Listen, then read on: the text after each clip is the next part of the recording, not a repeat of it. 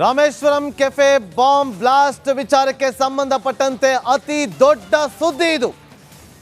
ನಿಮ್ಮ ರಿಪಬ್ಲಿಕ್ ಕನ್ನಡಕ್ಕೆ ಎಕ್ಸ್ಕ್ಲೂಸಿವ್ ಮಾಹಿತಿ ಲಭ್ಯವಾಗಿದೆ. ಎಲ್ಲೂ ಇಲ್ಲದಂತ ಇನ್ಫಾರ್ಮೇಶನ್ ರಿಪಬ್ಲಿಕ್ ಕನ್ನಡಕ್ಕೆ ಲಭ್ಯವಾಗಿದೆ. ಇವತ್ತು ಬೆಳಗ್ಗೆ ಡಾಕ್ಟರ್ ಜಿ ಪರಮೇಶ್ವರ್ ಅವರು ಗೃಹ ಸಚಿವರು ಒಂದು ಹೇಳಿಕೆಯನ್ನು ಕೊಡ್ತಾರೆ. ಮಹತ್ವದ ಸುಳಿವು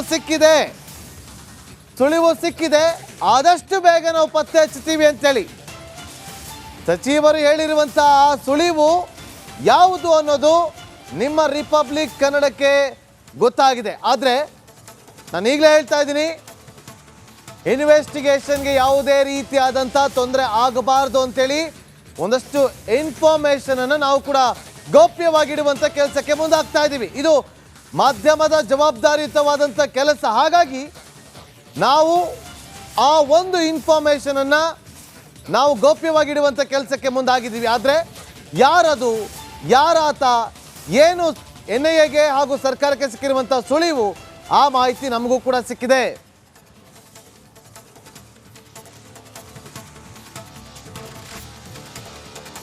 ಕೆಫೆ ಬಾಂಬ್ ಸ್ಫೋಟದ ಅತಿ ದೊಡ್ಡ ಸುದ್ದಿ ಇದು. ನೋಡಿ, ಈಗ CCTV ದೃಶ್ಯಾವಳಿ ಗಮನಿಸ್ತಾ ಇದ್ದೀರಿ.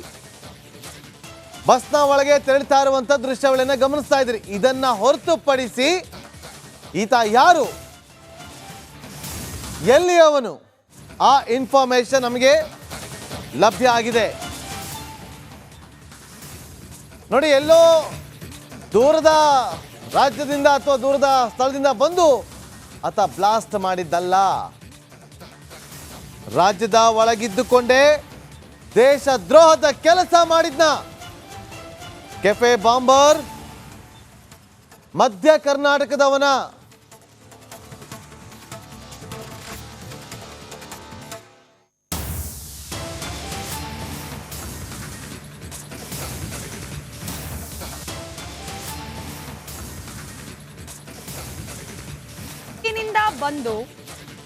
ಹೊರಗಿನಿಂದ ಬಂದು ವಿಧ್ವಂಸಕ ಕೃತ್ಯಗಳನ್ನ ನಡೆಸಿದ ಅನೇಕ ಉದಾಹರಣೆಗಳನ್ನ ಈ ನೆಲ ಕಂಡಿದೆ. ಆದ್ರೆ ಬೆಂಗಳೂರಿನ ರಾಮೇಶ್ವರಂ ಕೆಫೆ ಬ್ಲಾಸ್ಟ್ ನ ಹಿಂದಿರುವವನು ಇದೇ ನೆಲದವನ, ಮಧ್ಯ ಕರ್ನಾಟಕ ಭಾಗದವನ ಈ ಶಂಕಿತ ಉಗ್ರ. NIA ಅಧಿಕಾರಿಗಳಿಗೆ ಸಿಕ್ಕಿರುವಂತಹ ಆ ಮಾಹಿತಿ ಆದ್ರೂ ಏನು? ಗೃಹ ಸಚಿವರಾದ ಡಾಕ್ಟರ್ ಜಿ ಪರಮೇಶ್ವರ್ ಅವರು ಮಾತನಾಡ್ತಾ ಇದ್ದ ಆ ಮಹತ್ತರವಾದ ಸುಳಿವು ಏನು? ಇದರ ಒಂದಷ್ಟು ಮಾಹಿತಿ ರಿಪಬ್ಲಿಕ್ ಕನ್ನಡಕ್ಕೆ ಲಭ್ಯವಾಗಿದೆ. ಎಲ್ಲಾ ಮಾಹಿತಿಯನ್ನ ಕೂಡ ರಿಪಬ್ಲಿಕ್ ಕನ್ನಡಕ್ಕೆ ಲಭ್ಯವಾಗಿರುವ ಅಷ್ಟು ಮಾಹಿತಿಯನ್ನ ಸಾರ್ವಜನಿಕಗೊಳಿಸೋದು ಅಪಾಯ. ಯಾಕಂತಂದ್ರೆ ಇನ್ನೂ ಆತನ ಬಂಧನ ಆಗಿಲ್ಲ. ಹೀಗಾಗಿ ಈ ತನಿಖೆಯ ಪ್ರಾಸೆಸ್ಗೆ ಹಾನಿ ಆಗದೆ ಇರೋ ರೀತಿಯಲ್ಲಿ ಎಷ್ಟು ಮಾಹಿತಿಯನ್ನ ಕೊಡಬಹುದು ಅಷ್ಟು ಮಾಹಿತಿಯನ್ನ ರಿಪಬ್ಲಿಕ್ ಕನ್ನಡ ಇನ್ನೇನು ಕೆಲವೇ ಕ್ಷಣಗಳಲ್ಲಿ ನಿಮ್ಮ ಮುಂದೆ ಇಡುತ್ತೆ. ಇದು ರಾಮೇಶ್ವರಂ ಕೆಫೆ ಬ್ಲಾಸ್ಟ್ ಪ್ರಕರಣದ ಹಿಂದಿರುವ ಶಂಕಿತ ಉಗ್ರನಿಗೆ ಸಂಬಂಧಪಟ್ಟ ಅತಿ ದೊಡ್ಡ ಎಕ್ಸ್ಕ್ಲೂಸಿವ್ ಮಾಹಿತಿ.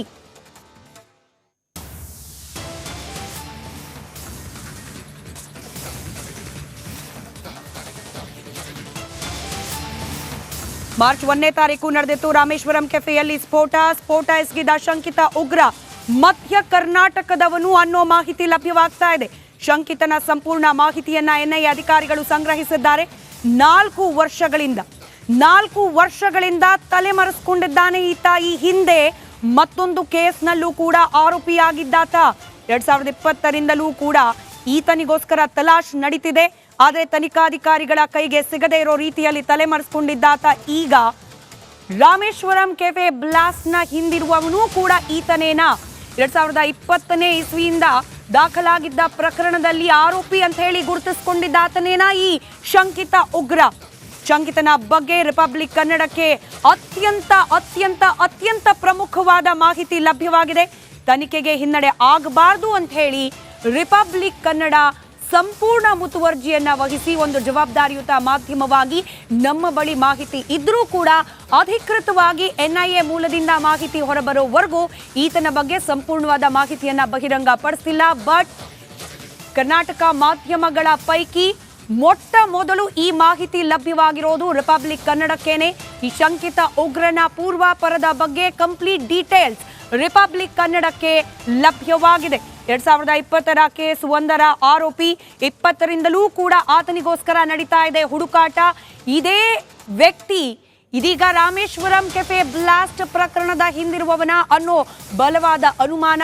ಅದಕ್ಕೆ ಹೌದು ಅನ್ನುವಂತಹ ಒಂದಷ್ಟು ಪೂರಕ ಮಾಹಿತಿಗಳನ್ನ ಎನ್ಐಎ ಅಧಿಕಾರಿಗಳು ಕಲೆ ಹಾಕಿದ್ದಾರೆ.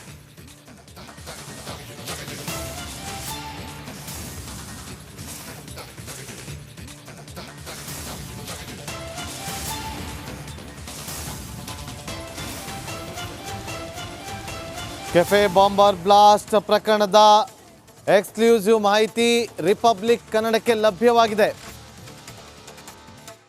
ಗೃಹ ಸಚಿವರಾಗಿರುವಂತಹ ಡಾಕ್ಟರ್ ಜಿ ಪರಮೇಶ್ವರ್ ಅವರು ಇವತ್ತೊಂದು ಹೇಳಿಕೆಯನ್ನ ಕೊಡ್ತಾರೆ. ನೋಡಿ, 2020ರಿಂದ ತಲೆಮರೆಸಿಕೊಂಡಿರುವಂತಹ ಈ ಶಂಕಿತ ಉಗ್ರ 2020ರಿಂದ ತಲೆಮರೆಸಿಕೊಂಡಿದ್ದಾನೆ. ಶಂಕಿತ ಉಗ್ರನಿಗೆ ಶಾರಿಕ್ ಜೊತೆಗೂ ಕೂಡ ಸಂಪರ್ಕ ಇತ್ತು ಅನ್ನೋದು ತನಿಖೆಯ ಸಂದರ್ಭದಲ್ಲಿ ಗೊತ್ತಾಗಿರುವಂತಹ ಮಾಹಿತಿ. ಮಾಜ್ಮನೀರ್, ಅರಾಫತ್ ಅಲಿ, ಸೈಯದ್ ಯಾಸೀನ್ ಇವರೆಲ್ಲರ ಜೊತೆಯಲ್ಲೂ ಕೂಡ ಶಂಕಿತ ಉಗ್ರ ಸಂಪರ್ಕವನ್ನ ಹೊಂದಿದ್ದ. ಆನ್ಲೈನ್ ಹ್ಯಾಂಡ್ಲರ್ ಕರ್ನಲ್ ಸೂಚನೆಯಂತೆ ಕೆಲಸ ಮಾಡ್ತಾ ಇದ್ದ ಅನ್ನೋದು ಎಕ್ಸ್ಕ್ಲೂಸಿವ್ ಮಾಹಿತಿ ರಿಪಬ್ಲಿಕ್ ಕನ್ನಡಕ್ಕೆ ಲಭ್ಯವಾಗಿದೆ.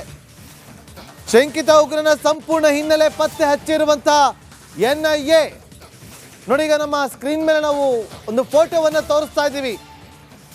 ಆ ಫೋಟೋದ ಜೊತೆಗೆ ಮತ್ತೊಂದು ಫೋಟೋ ಕೂಡ ನಮಗೆ ಲಭ್ಯ ಆಗಿದೆ, ಆದರೆ ನಾವು ಅದನ್ನು ತೋರಿಸ್ತಾ ಇಲ್ಲ. ಕಾರಣ ತನಿಖೆಗೆ ಸಹಕಾರ ಆಗಬೇಕು, ತನಿಖೆಗೆ ನಮ್ಮಿಂದ ಅಡ್ಡಿ ಆಗಬಾರ್ದು ಅನ್ನೋ ಕಾರಣಕ್ಕೋಸ್ಕರ.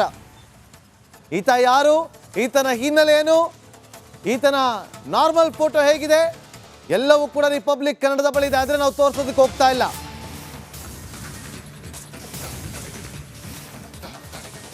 ಮತ್ತಷ್ಟು ಮಾಹಿತಿಯನ್ನು ಕೊಡೋದಕ್ಕೆ ನಮ್ಮ ಇಬ್ಬರು ಕ್ರೈಮ್ ರಿಪೋರ್ಟರ್ಗಳಾದಂತಹ ಸುನಿಲ್ ಧರ್ಮಸ್ಥಳ ಹಾಗೂ ನಾಗರಾಜ್ ಲೈವ್ನಲ್ಲಿ ಜಾಯ್ನ್ ಆಗಿದ್ದಾರೆ. ಇಬ್ಬರು ಕೂಡ ಡೇ 1ನಿಂದ ಈ ಬಾಂಬ್ ಬ್ಲಾಸ್ಟ್ ಆದ ಬಳಿಕದಿಂದ ಇನ್ವೆಸ್ಟಿಗೇಷನ್ ಹೇಗಿದೆ, ಹೇಗೆ ನಡೀತಾ ಇದೆ, ಈತ ಯಾರು, ಅದೆಲ್ಲದರ ಬಗ್ಗೆ ಇನ್ಫಾರ್ಮೇಷನ್ ಅನ್ನು ಕಲೆಕ್ಟ್ ಮಾಡ್ತಾನೆ ಇದ್ದಾರೆ. ಈಗಲೂ ಕೂಡ ಈ ಒಂದು ಸುದ್ದಿಯನ್ನು ಕೂಡ ಕೊಟ್ಟಿದ್ದು ಇವರೇ.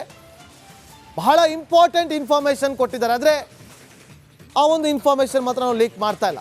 ಸುನಿಲ್ ಹಾಗೂ ನಾಗರಾಜ್, ಸುನಿಲ್ ಈಗ ಒಂದು ಇನ್ಫಾರ್ಮೇಷನ್ ನಾವು ಲೀಕ್ ಮಾಡ್ತಾ ಯಾಕೆಂದರೆ ಇಷ್ಟೇ, ತನಿಖೆಗೆ ನಮ್ಮಿಂದ ತೊಡಕಾಗಬಾರ್ದು ಅನ್ನೋ ಕಾರಣಕ್ಕೋಸ್ಕರ. ಅದನ್ನು ಹೊರತುಪಡಿಸಿ ಬೇರೆ ಏನೆಲ್ಲ ಇನ್ಫಾರ್ಮೇಷನ್ ಸಿಕ್ಕಿದೆ ಈಗ ಸದ್ಯಕ್ಕೆ?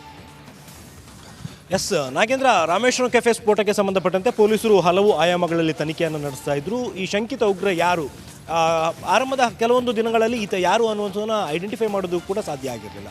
ಆದರೆ ಅದಾದ ಬಳಿಕ ಬೇರೆ ಬೇರೆ ಆಯಾಮಗಳಲ್ಲಿ ತನಿಖೆಯನ್ನು ನಡೆಸಿದಂತಹ ಎನ್ಐಎ ಅಧಿಕಾರಿಗಳು, ಅದೇ ರೀತಿ ಬೆಂಗಳೂರು ಪೊಲೀಸರು ಕೂಡ ಈ ಒಂದು ತನಿಖೆಗೆ ಕೈ ಜೋಡಿಸಿದ್ರು. ಈ ಶಂಕಿತ ಉಗ್ರ ಯಾರು ಅನ್ನುವಂಥನ್ನು ಗುರುತು ಪತ್ತೆ ಹಚ್ಚಲು ಯಶಸ್ವಿಯಾದರು. ಯಾವುದೇ ಒಂದು ಕೇಸ್ನಲ್ಲಾದರೂ ಕೂಡ ಅಷ್ಟೇ, ಒಂದು ನಾರ್ಮಲ್ ಕೇಸ್ ಆದರೂ ಕೂಡ ಅಷ್ಟೇ, ಅಕ್ಯೂಸ್ಡ್ ಯಾರು ಅನ್ನುವಂಥದ್ದು ಐಡೆಂಟಿಫೈ ಆದರೆ ನೆಕ್ಸ್ಟ್ ಆತನನ್ನು ಪತ್ತೆ ಹಚ್ಚುವಂಥದ್ದು ಇರ್ಬೋದು ಅಥವಾ ಆತನನ್ನು ಅರೆಸ್ಟ್ ಮಾಡುವಂಥದ್ದು ಇರ್ಬೋದು, ಅದು ತುಂಬಾ ಈಸಿ ಆಗುತ್ತೆ ಆ ಒಂದು ಪ್ರೋಸೆಸ್. ಹಾಗಾಗಿ ಇದೇ ಕೇಸ್ನಲ್ಲೂ ಕೂಡ ಆತನ ಐಡೆಂಟಿಟಿ ಪತ್ತೆ ಹಚ್ಚುವಂಥ ಒಂದು ಕೆಲಸಕ್ಕೆ ಪೊಲೀಸರು ಕೈ ಹಾಕಿದ್ರು. ಅಂತಿಮವಾಗಿ ಆತನ ಗುರುತು ಪತ್ತೆ ಹಚ್ಚುವಲ್ಲಿ ಎನ್ಐಎ ಅಧಿಕಾರಿಗಳು ಯಶಸ್ವಿಯಾಗಿದ್ದಾರೆ. ಆ್ಯಂಡ್ ಈ ಶಂಕಿತ ಉಗ್ರ ಏನಿದ್ದಾನೆ ಆತನ ಮನೆಗೂ ಕೂಡ ತೆರಳಿ ಎನ್ಐಎ ಅಧಿಕಾರಿಗಳು ವಿಚಾರಣೆ ನಡೆಸಿದ್ದಾರೆ. ಆತ ಕಳೆದ ಹಲವಾರು ದಿನಗಳಿಂದ ಮನೆ ಕಡೆ ಬಂದಿಲ್ಲ ಅನ್ನುವಂಥದ್ದು ವಿಚಾರ ಕೂಡ ಗೊತ್ತಾಗಿದೆ. ಆ್ಯಂಡ್ ಎಲ್ಲದಕ್ಕಿಂತ ಇಂಪಾರ್ಟೆಂಟ್ ವಿಚಾರ ಏನು ಅಂತ ಹೇಳಿದರೆ, ಈತನಿಗೆ ಈ ಹಿಂದಿನಿಂದಲೂ ಕೂಡ ಕ್ರಿಮಿನಲ್ ಬ್ಯಾಕ್ಗ್ರೌಂಡ್ ಇದೆ ಅನ್ನುವಂಥದ್ದು. ಅಂದರೆ ಟೆರರ್ ರಿಲೇಟೆಡ್ ಆಕ್ಟಿವಿಟೀಸಲ್ಲಿ ಆತ ಕಳೆದ ಹಲವಾರು ವರ್ಷಗಳಿಂದ ಇನ್ವಾಲ್ವ್ ಆಗಿದ್ದಾನೆ. 2020ರಿಂದಲೂ ಕೂಡ ಆತ ಟೆರರ್ ರಿಲೇಟೆಡ್ ಆಕ್ಟಿವಿಟೀಸಲ್ಲಿ ಇನ್ವಾಲ್ವ್ ಆಗಿ ತಲೆಮರೆಸ್ಕೊಂಡಿದೆ ಅನ್ನುವಂಥ ಒಂದು ವಿಚಾರ ಕೂಡ ಈಗ ತನಿಖೆ ವೇಳೆ ಬೆಳಕಿಗೆ ಬಂದಿದೆ. ಅದ್ರ ಜೊತೆಗೆ ನನ್ನ ಜೊತೆಗೆ ನಾಗರಾಜ್ ಕೂಡ ಇದ್ದಾರೆ. ಸಾಮಾನ್ಯವಾಗಿ ಎನ್ಐಎ ಅಧಿಕಾರಿಗಳು ಕೇಸ್ನ ತನಿಖೆ ಮಾಡುವಂಥ ಸಂದರ್ಭದಲ್ಲಿ ಯಾವ ರೀತಿಯ ಒಂದು ಮಾರ್ಗಗಳನ್ನು ಅನುಸರಿಸ್ತಾರೆ ಅಕ್ಯೂಸ್ನ ಐಡೆಂಟಿಫೈ ಮಾಡೋದಕ್ಕೆ? ಸುನಿಲ್ ಈಗಾಗಲೇ ಹೇಳಿದಂತೆ ಏನು 2020ರಿಂದಲೂ ಈತನ ಹುಡುಕಾಟ ನಡೀತಾ ಇದೆ. ಈತ ಉಗ್ರ ಚಟುವಟಿಕೆಗಳಲ್ಲಿ ಭಾಗಿಯಾಗಿದ್ದ ಅನ್ನೋ ಒಂದು ಬಹಳ ಸ್ಪಷ್ಟವಾದ ಮಾಹಿತಿ ಎನ್ಐಎಗೆ ಲಭ್ಯ ಆಗಿರ್ತಕ್ಕಂಥದ್ದು. ಇಲ್ಲಿ ಪ್ರಮುಖವಾಗಿ ಏನು ಎನ್ಐಎಗೆ ಲಭ್ಯ ಆಗಿದೆ ಮಾಹಿತಿ, 2020ರಲ್ಲಿ ಈತನ ಉಗ್ರ ಕೃತ್ಯಗಳ ಬಗ್ಗೆ ಎನ್ಐಎಗೆ ಏನು ಮಾಹಿತಿ ಲಭ್ಯ ಆಗಿತ್ತು, ಅದು ಟವರ್ ಡಂಪ್ನಲ್ಲಿ ಈತನ ಮಾಹಿತಿ ಇರ್ಬೋದು, ಅಥವಾ ಈ ಹಿಂದೆ ನಡೆದಂಥ ಉಗ್ರ ಚಟುವಟಿಕೆಗಳ ಸಂದರ್ಭದಲ್ಲಿ ಈತನ ಫಿಂಗರ್ ಪ್ರಿಂಟ್ ಇರ್ಬೋದು, ಅಥವಾ ಮತ್ತೊಂದು ಈತನಿಗೆ ಸಂಬಂಧಿಸಿದ ಸಾಕ್ಷ್ಯಗಳೇನಿದ್ದಾವೆ ಅನ್ನೋದು ಈಗ ಆತನ ಒಂದು ಏನು ಎಸ್ಕೇಪ್ ಆಗಿರ್ತಕ್ಕಂಥ ರೂಟ್ ಮ್ಯಾಪನ್ನು ಇಟ್ಕೊಂಡು NIA ಅಧಿಕಾರಿಗಳು ತನಿಖೆಯನ್ನು ಮಾಡ್ತಾ ಇದ್ದಾರೆ, ಅಥವಾ ಘಟನೆ ನಡೆದಂಥ ರಾಮೇಶ್ವರ ಕೆಫೆಯಲ್ಲಿ ಸಿಕ್ಕಿರ್ತಕ್ಕಂಥ ವಸ್ತುಗಳಿರ್ಬೋದು, ಅಲ್ಲಿ ಸಿಕ್ಕಿರ್ತಕ್ಕಂಥ ಎವಿಡೆನ್ಸ್ಗಳಲ್ಲಿ ಈತನಿಗೆ ಸಂಬಂಧಿಸಿದಂಥ ಯಾವುದಾದ್ರೂ ಸಾಕ್ಷ್ಯಗಳು ಸಿಗ್ತಾ ಇದ್ದಾವ ಅನ್ನೋದ್ರ ಬಗ್ಗೆ ಒಂದು ಡೀಟೇಲ್ಡ್ ಅನಾಲಿಸಿಸ್ NIA ಇಂದ ನಡೀತಾ ಇರ್ತಕ್ಕಂಥದ್ದು. ಅಥವಾ ಆತ ಏನು ಕೆಫೆಗೆ ಬಂದಿದ್ದ ಅಲ್ಲೇನಾದರೂ ಆತನ ಫಿಂಗರ್ ಪ್ರಿಂಟ್ ಸಿಕ್ಕಿದೆಯಾ, ಅಥವಾ ಆತ ಹೋಗಿರ್ತಕ್ಕಂಥ ದಾರಿಯಲ್ಲಿ ಎಲ್ಲಾದರೂ ಮೊಬೈಲ್ ಬಳಸಿ ಅದರ ಟವರ್ ಡಂಪ್ ಯಾರಿಗಾದ್ರೂ ಕಾಲ್ ಮಾಡಿದಾನ, ಈ ಎಲ್ಲ ಸಾಕ್ಷ್ಯಗಳ ಸಂಗ್ರಹ ಮಾಡ್ತಾ ಇರ್ತಕ್ಕಂಥದ್ದು. ಒಂದು ಕಡೆ ಆತನ ಪತ್ತೆ ಹಚ್ಚೋ ಕಾರ್ಯ NIA ಇಂದ ತೀವ್ರವಾಗಿ ನಡೀತಾ ಇದ್ರು ಸಹ, ಇನ್ನೊಂದು ಕಡೆ ಈತನಿಗೆ ಸಂಬಂಧಿಸಿದಂಥ ಸಾಕ್ಷ್ಯಗಳನ್ನು ಹುಡುಕುವುದು ಭಾಳ ಮುಖ್ಯ. ಯಾಕಂತಂದರೆ ಆತನಿಗೆ ಅರೆಸ್ಟ್ ಆದಮೇಲೆ ಕನ್ವಿಕ್ಟ್ ಆಗಬೇಕಂದ್ರೆ ಕೋರ್ಟಲ್ಲಿ ಆತ ಇಲ್ಲಿ ಬಂದು ಹೋಗಿದ್ದಕ್ಕೆ ಬೇಕಾದಂಥ ಸಾಕ್ಷ್ಯಗಳನ್ನು ಸದ್ಯಕ್ಕೆ NIA ಅಧಿಕಾರಿಗಳು ಹುಡುಕಾಟ ಮಾಡ್ತಾ ಇರ್ತಕ್ಕಂಥದ್ದು. ಸುನೀಲ್, ಎಸ್, ಅದರ ಜೊತೆಗೆ ಮತ್ತೊಂದು ಪ್ರಮುಖ ವಿಚಾರ ಅಂತ ಹೇಳಿದರೆ, ಈಗ ಶಂಕಿತ ಉಗ್ರ ಬೆಂಗಳೂರಿನ ರಾಮೇಶ್ವರ ಕೆಫೆ ಬ್ಲಾಸ್ಟಿಗೆ ಸಂಬಂಧಪಟ್ಟಂತೆ ಇರುವಂಥ ಶಂಕಿತ ಉಗ್ರ ಈತ ಮಂಗಳೂರು ಕುಕ್ಕರ್ ಬಾಂಬ್ ಕೇಸ್ನ ಅಕ್ಯೂಸ್ಡ್ ಆಗಿರುವಂಥ ಶಾರಿಕ್, ಅದೇ ರೀತಿ ತಲೆಮರೆಸ್ಕೊಂಡಿರುವಂತಹ ಇನ್ನೂ ಒಂದಷ್ಟು ಜನ ಆರೋಪಿಗಳು ಇದ್ದಾರೆ. ಅದರ ಜೊತೆಗೆ ಅರೆಸ್ಟ್ ಆಗಿದ್ದಂತಹ ಮಾಜ್ ಮುನೀರ್ ಇರ್ಬೋದು, ಅರಾಫತ್ ಅಲಿ ಇರ್ಬೋದು, ಇವರೆಲ್ಲರ ಜೊತೆಗೆ ಸಂಪರ್ಕದಲ್ಲಿದ್ದ ಅನ್ನುವಂಥದ್ದು. ಆ್ಯಂಡ್ ನಾವು ಡೇ ಒನ್ನಿಂದಲೂ ಕೂಡ ಈ ಕೇಸ್ನಲ್ಲಿ ಒಂದು ಪರ್ಟಿಕ್ಯುಲರ್ ವಿಚಾರವನ್ನು ಹೇಳ್ತಾ ಇದ್ವಿ. ಕರ್ನಾಟಕದ ಟೆರರ್ ರಿಲೇಟೆಡ್ ಕೇಸ್ಗಳಿಗೆ ಸಂಬಂಧಪಟ್ಟಂತೆ ಕರ್ನಲ್ ಅನ್ನುವಂಥ ಒಬ್ಬ ವ್ಯಕ್ತಿ, ಈತ ಆನ್ಲೈನ್ ಹ್ಯಾಂಡ್ಲರು, ವಿದೇಶದಲ್ಲಿ ಕೂತ್ಕೊಂಡು ಕರ್ನಾಟಕದ ಟೆರರ್ ಆಕ್ಟಿವಿಟೀಸ್ಗಳನ್ನು ಕಂಟ್ರೋಲ್ ಮಾಡುವಂಥ ವ್ಯಕ್ತಿ. ಈತನ ಜೊತೆಗೂ ಕೂಡ ನಿರಂತರವಾಗಿ ಈತ ಸಂಪರ್ಕದಲ್ಲಿ ಇದ್ದ ಅನ್ನುವಂಥದ್ದು ವಿಚಾರ ಕೂಡ ತನಿಖೆ ವೇಳೆ ಬೆಳಕಿಗೆ ನೋಡಿ. ರಿಪಬ್ಲಿಕ್ ಕನ್ನಡ ಈ ಆಂಗಲ್ ಅನ್ನ ನೋಡಿ, ಎಲ್ಲೋ ಇಂಟರ್ಲಿಂಕ್ ಇರಬಹುದು ಅನ್ನೋ ಮಾಹಿತಿಯನ್ನ ಈ ಬ್ಲಾಸ್ಟ್ ಆಗಿ ಕೇವಲ 2 ದಿನದಲ್ಲಿ ಮಾಹಿತಿಯನ್ನ ಬಹಿರಂಗ ಆಗಿತ್ತು. ಮಂಗಳೂರಿನಲ್ಲಾದಂತಹ ಕುಕ್ಕರ್ ಬ್ಲಾಸ್ಟ್ ಪ್ರಕರಣ, ಶಿವಮೊಗ್ಗ ತುಂಗಾ ತೀರದಲ್ಲಿ ಆಗಿದ್ದಂತಹ ಟ್ರಯಲ್ ಬ್ಲಾಸ್ಟ್, ಇದೆಲ್ಲವೂ ಕೂಡ ರಾಮೇಶ್ವರಂ ಕೆಫೆಯಲ್ಲಿ ಸಂಭವಿಸಿದ ಬ್ಲಾಸ್ಟ್. ಇಂಟರ್ಲಿಂಕ್ ಇರಬಹುದು ಅನ್ನೋ ಆಯಾಮದಲ್ಲೂ ಕೂಡ ಸುದ್ದಿ ಪ್ರಸಾರ ಮಾಡಿದ್ವಿ. ಇದು ಬಹುತೇಕ ಸತ್ಯ ಅನ್ನೋ ಮಾಹಿತಿ ಸಿಗ್ತಾ ಇದೆಯಾ? ಎಸ್ ಸ್ಮಿತಾ, ಕರ್ನಲ್ ಜೊತೆಗೆ ಶಂಕಿತ ಉಗ್ರ ಸಂಪರ್ಕದಲ್ಲಿದ್ದ ಅನ್ನುವಂಥದ್ದು ಮಾಹಿತಿ ಬಹುತೇಕ ಖಚಿತ ಆಗಿರುವಂಥದ್ದು. ಆ್ಯಂಡ್ ಇವರೆಲ್ಲರದ್ದು ಕೂಡ ಒಂದೇ ಟೀಮು, ಒಬ್ಬರೇ ಹ್ಯಾಂಡ್ಲರ್ ಅಂಡರ್ನಲ್ಲಿ ಇವರೆಲ್ಲರೂ ಕೂಡ ಕೆಲಸವನ್ನು ಮಾಡ್ತಾ ಇದ್ರು ಅನ್ನುವಂಥದ್ದು. ಸ್ಮಿತಾ, ಇಲ್ಲಿ ಪರ್ಟಿಕ್ಯುಲರ್ ಆಗಿ ನೋಟ್ ಮಾಡಬೇಕಾಗಿರುವಂಥ ಒಂದು ವಿಚಾರ ಅಂತ ಹೇಳಿದ್ರೆ, ಯಾರು ಯುವಕರು ಇರ್ತಾರೆ ಅಂದರೆ ಐಸಿಸ್ ಪರವಾಗಿ ಕೆಲಸವನ್ನು ಮಾಡೋದಕ್ಕೆ ಮುಂದಾಗುವಂಥ ಯುವಕರು, ಅವರು ಯಾವುದು ಕೂಡ ಅವರ ಓನ್ ಡಿಸಿಷನ್ ಮೇಲೆ ಮಾಡಲ್ಲ. ಪ್ರತಿಯೊಂದನ್ನು ಕೂಡ ಆನ್ಲೈನ್ ಹ್ಯಾಂಡ್ಲರ್ ಬೇರೆ ಬೇರೆ ಸೋಷಿಯಲ್ ಮೀಡಿಯಾ ಮೂಲಕ ಏನು ಇನ್ಸ್ಟ್ರಕ್ಷನ್ಸ್ ಕೊಡ್ತಾರೆ ಅದನ್ನು ಕೇಳಿಕೊಂಡು ಅವರ ಅಣತಿ ಅಂತ ಕೆಲಸವನ್ನು ಮಾಡ್ಕೊಂಡು ಹೋಗ್ತಾರೆ. ಇವನ್ ಶಾರಿಕ್ ಪ್ರತಿಯೊಂದು ಹೆಜ್ಜೆಯನ್ನು ಇಟ್ಟಂಥ ಟೈಮಲ್ಲೂ ಕೂಡ ಕರ್ನಲ್ ಹೇಳಿದ ರೀತಿಯಲ್ಲಿ ಆತ ಕೆಲಸವನ್ನು ಮಾಡಿದ. ಅದೇ ರೀತಿಯಲ್ಲಿ ರಾಮೇಶ್ವರ ಕೆಫೆಯಲ್ಲಿ ನಡೆದಂಥ ಸ್ಫೋಟದ ಆರೋಪಿಯಾಗಿರುವಂಥ ಶಂಕಿತ ಉಗ್ರ ಕೂಡ ಅಷ್ಟೇ ಕರ್ನಲ್ ಸೂಚನೆಯ ಪ್ರಕಾರ ಕೆಲಸವನ್ನು ಮಾಡ್ತಾ ಇದ್ದ ಅನ್ನುವಂಥದ್ದು ಈಗ ಖಚಿತ ಆಗಿರುವಂಥದ್ದು. ಮಧ್ಯ ಸಂಪರ್ಕದಲ್ಲಿ ಇರಿ ಸುನಿಲ್ ಹಾಗೆ ನಾಗರಾಜ್. ನೋಡಿ, ಮಧ್ಯ ಕರ್ನಾಟಕ ಭಾಗದ ಮೂಲದವನು ಈ ಶಂಕಿತ ಉಗ್ರ ಅನ್ನೋ ಮಾಹಿತಿ ಲಭ್ಯವಾಗಿದ್ರು ಕೂಡ ಸದ್ಯಕ್ಕೆಲ್ಲಿದ್ದಾನೆ ಆತ, ಇದರ ಶೋಧ ಕಾರ್ಯ ಈಗಲೂ ಕೂಡ ಮುಂದುವರೆದಿದೆ. NIA ಅಧಿಕಾರಿಗಳು ಕಲಬುರಗಿವರೆಗೂ ಹೋಗಿ ಅಲ್ಲಿ ಈತನ ಹುಡುಕಾಟವನ್ನ ಮುಂದುವರೆಸಿದ್ದಾರೆ. ಶಂಕಿತ ಉಗ್ರನ ಜಾಡನ್ನ ಪತ್ತೆ ಹಚ್ಚುವ ಸಲುವಾಗಿ ಸತತ ಪ್ರಯತ್ನ ಇದೀಗ ಮುಂದುವರೆದಿದೆ.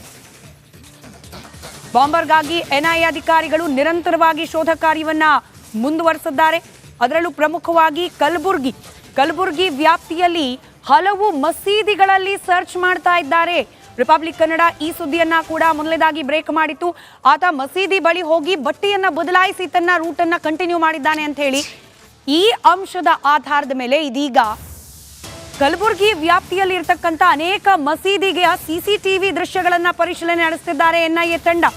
ನಮಾಜ್ ಸಲುವಾಗಿ ಮಸೀದಿಗೆ ಹೋಗಿರುವ ಶಂಕೆಯ ಆಧಾರದ ಮೇಲೆ CCTV ಪರಿಶೀಲನೆ ನಡೆಸಲಾಗ್ತಾ ಇದೆ.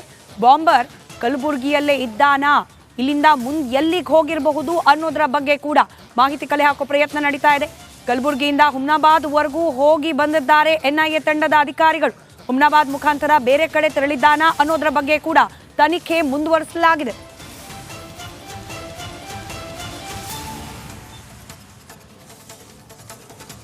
ಡೀಟೇಲ್ಸ್ನೊಂದಿಗೆ ನಮ್ಮ ಕಲಬುರಗಿ ಪ್ರತಿನಿಧಿ ಓಂ ಪ್ರಕಾಶ್ ನೇರ ಸಂಪರ್ಕದಲ್ಲಿದ್ದಾರೆ. ಓಂ ಪ್ರಕಾಶ್, ಸತತವಾಗಿ NIA ಅಧಿಕಾರಿಗಳು ಈ ಶಂಕಿತ ಉಗ್ರನನ್ನ ಪತ್ತೆ ಹಚ್ಚಲಿಕ್ಕೆ ಪ್ರಯತ್ನ ಪಡ್ತಿದ್ದಾರೆ. ಇದೀಗ ಮಸೀದಿಗಳ ಬಳಿ ಇರುವ CC ಕ್ಯಾಮೆರಾದ ಪರಿಶೀಲನೆ, ಹಾಗೆ ಹುಮ್ನಾಬಾದ್ ವರೆಗೂ ಹೋಗಿ ಆತನ ಪತ್ತೆಗೋಸ್ಕರ ಪ್ರಯತ್ನ ಯಾವ ರೀತಿ ನಡೀತಾ ಇದೆ, ಈ ಪ್ರಯತ್ನಗಳು ಏನೆಲ್ಲ ಮಾಹಿತಿ ಸಿಗ್ತಾ ಇದೆ?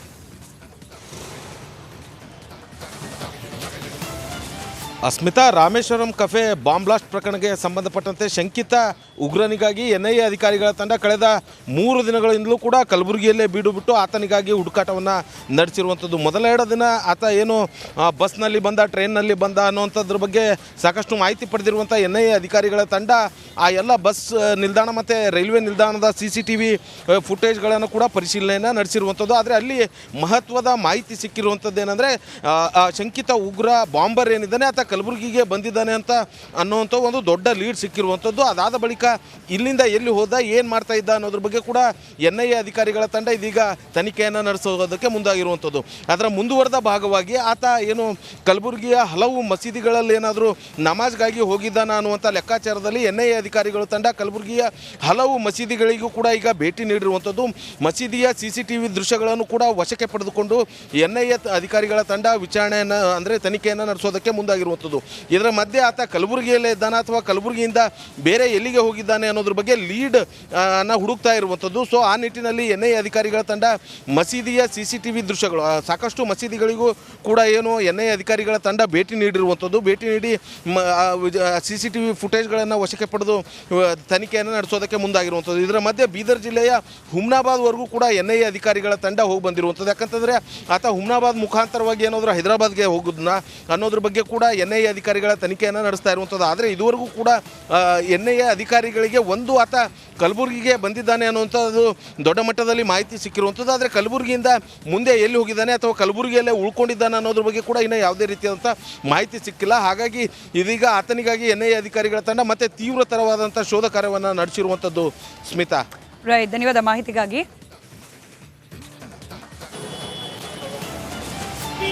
ರಾಮೇಶ್ವರಂ ಕೆಫೆಯ